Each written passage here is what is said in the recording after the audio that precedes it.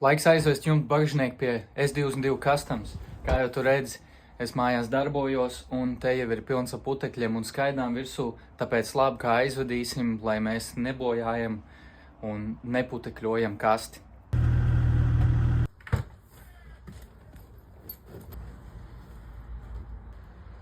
Ja tu nezini, kāpēc mēs braucam pie Oļega, situācija tāda, Oļegs man uzrakstīja vienu dienu, aizdomājās, ka varētu kasti nokrāsot interesantā veidā, jo tur ir ļoti daudz, kur izpausties. Un viņš teica, nāc ziemā, iedod savu kastu un pa ziemu, brīvos brīžos, kad būs laiks, viņš pakrāsos viņu. Ar Oļegu izdomājām, nevajag nekādu citu logo likt, liksim tos, kuri jau man atbalsta entos gadus, tos uzliksim un miers uztaisīsim to kasti kā savu atspoguļošanu. Es uztaisīšu pats, kā es vēlos, nedabūsiet jūs neviens savu logo tur virsū, bet kasti būs ļoti interesanta.